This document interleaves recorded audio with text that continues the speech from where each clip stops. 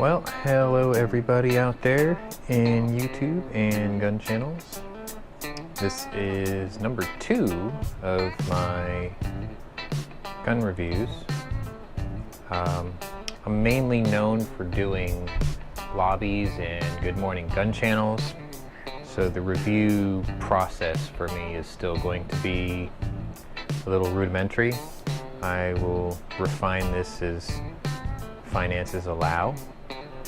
Haven't done many updates in front of the camera or behind the mic in a while. I've been dealing with medical issues at an early age, which is a bit strange, but I was recently medically cleared, which is good. I should be able to go shooting again relatively soon, which is fantastic because I haven't actually had any serious range time for, let's see, this is July. I haven't had any range time for 8 months. It's been frustrating. I mean, I've made purchases and bought ammo and things like that, but actually sitting down and enjoying a little bit of recoil on the range is just something that wasn't, I guess, allowed to do until I knew what was going on with me. So brief synopsis, I was going through a pretty severe case of angina, and I thought I had a heart condition, and after several tests, blood work, ultrasounds, EKGs, all that, it looks like I'm clear on the plus side, so that's awesome. Today I'm showing you a Smith & Wesson 686. This is what I call my poor man's Rick Grimes, because not all of us can afford a Colt Python, but this is a damn good and very reasonable alternative, I think, in a lot of cases. I could make the argument that this is a fantastic substitute for the budget-minded shooter. This is a 6-inch barrel. It is stainless steel. I did do a polish job on it. It's been a while since I actually touched up on this, but yeah, when I first got this, it almost had a bead blasted look. I got this actually, I traded in, I believe, my Walther PPK for this gun, and I originally paid, I think it was $17 difference after trade-in. So I had a friend at the local range, and this was the range rental. It was exactly 11 months old at the time for them, and I purchased it. So this is it. This is not a 686 plus, so this is a traditional 6-round cylinder, as you can see, empty. I polished the face of this as well. And this is the original grip it came with, which does wrap around, but there's no real cushion here. So it's not uncomfortable to shoot, but you know, I come from N frames and X frames, so I wanted something a little more substantial back here. I tried an X frame grip on the L frame, and there's a little gap, so that didn't work out. But to keep in line with the poor man's Rick Grimes, I went ahead, as gaudy as it may seem to some of you, and I bought the Zombie N frame grip. Or sorry, this is the L frame grip, but it also fits on N frames, surprisingly enough, without a gap. And that would go here, like so, and it leaves the back strap slightly exposed. This isn't more comfortable, but the finger groove grip is a little more commanding, so I don't know, I kind of liked it. I have this one, I have a black one, and then I have the original grip as well. So this is a 357 Magnum, as it says here if you can't see it. My dad is 81 years old, and he adores this gun because while it is heavy, for a man with 81-year-old hands and a light case of arthritis and obviously thin skin from being an elderly gentleman, this is about the limitation of comfortable shooting for him. He does shoot my 44 from time to time because I have an X-frame grip, but his round count is much, much lower in those, whereas he can fire 200-300 rounds of this with no fatigue whatsoever. The beauty of this is, you know, you can shoot these full house 357s, or, you know, if maybe you have a little bit of fatigue or finances don't allow, you can always just run 38 specials in here. You can also run 38 S&Ws in here. I think there's a 38 short, I think, that you can also put in here, but I haven't actually run one. I tend to like to run these like oddball antiquated calibers through my guns. For instance, my 44 Magnum, I'll put 44 Specials and 44 Russians through. My 45, or my 454, I'll put 454 Casuls, 45 Colts, 45 Schofields through it. I don't know, it's just, I'm a reloader, so I don't mind doing these things. And plus, you know, if you have an inexperienced shooter where recoil may be a concern, you can always put the lighter load in there. You know, you're not telling them what you're doing, you're just putting the lighter load in there, you let them shoot it, you let them build up their confidence, and then you spill the beans. You're like, hey, just so you know, I gave you a light load to start with, just until we know that you can handle what you're about to go through, and then you can work your way up to these full house loads. So these Magnum calibers are very versatile in that aspect.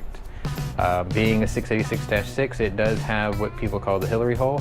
If you leave it unlocked, I guess you never really have a problem. I mean, it's never been an issue for me. It's got the adjustable rear sight, red ramp front sight, or orange ramp front sight, rather. And I mean, what can I say about one of these that hasn't been said by hundreds, maybe thousands of other people? I just wanted to show you this one in particular because it may be leaving my possession soon. So I've had a really good time with it, but I have to make concessions. I'm in the process of trying to adopt a dog, and while finances allow, I was told I had to get rid of something if I'm going to get something else. So this is actually up for sale. If you are in my area, you've probably already seen the posts for this. If you're a member of gun channels, you've probably already heard about this. I don't have to sell it particularly, but I'm going to go ahead and put it up as an offering. Besides, I've already got 3 other 357s anyway, and I figure if I let this one go, it'll motivate me further to either go ahead and get the TRR8, which I've been wanting for about 2 years now, and either that or maybe actually just go ahead and bite the bullet and buy the Python. But I've had this gun for about 3 years. It's been very, very good to me. It has honest wear. As you can see, the grips are a little, they're not the perfectly clean, or whatever, but it has honest wear. When I first got it, there was one nick on the cylinder, which you can't even see anymore, actually. Oh, there it is. It's tiny. It's like someone scratched it with a fingernail almost, but that's the way I got it. It doesn't affect the way it performs at all. These things are built like tanks already. It's double action pull on this thing, I'd say, is roughly 8 pounds, if that. It's a very smooth trigger because this gun's, a couple of years old physically. But let's see, my range had it for almost a year and I've had it for about 3. So yeah, I've had about 4 years through it. I've personally put at least 2,000 rounds through it, not knowing how many people at the range already shot this too.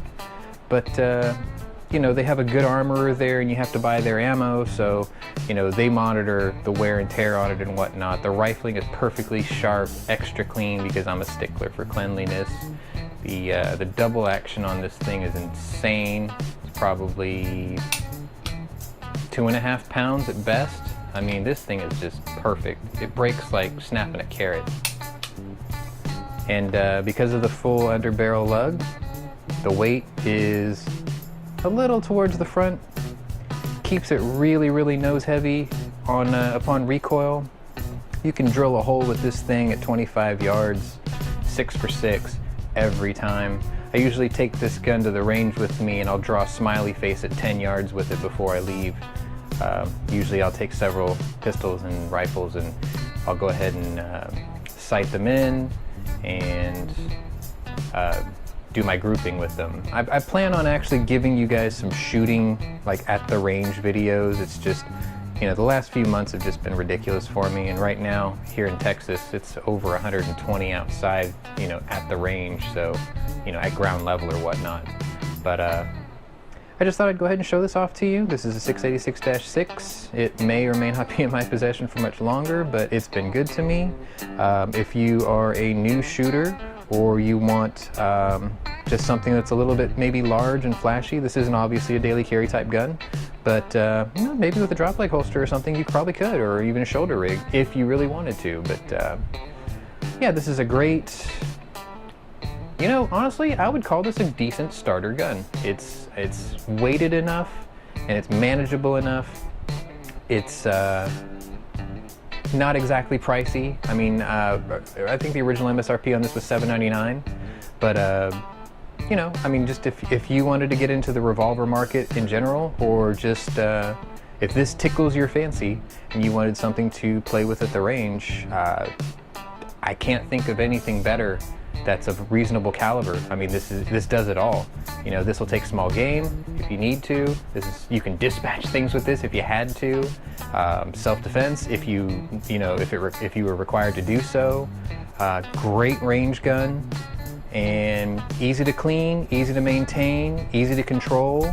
You've got a number of grips options you can use on this. I originally was going to go with Aaron's grips in flamed maple, but if I hang on to it, maybe I will. But you know, if the right offer comes my way, this will be somebody else's. Anyway, I want to thank you for taking the time to watch my video, and please like, share, and subscribe. If you haven't joined gunchannels.com already, I encourage you to do so. It's free to join, free to register. You can come in and join in on the conversation. You can come and see some of your favorite YouTube personalities, many of which you will find at Gun Channels.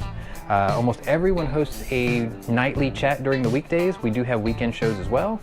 And you can also come out to gear websites and get patches, t-shirts, hoodies, just about anything you can think of over there. That's over at gunchannels.com. So thank you for watching, and we'll see you next time.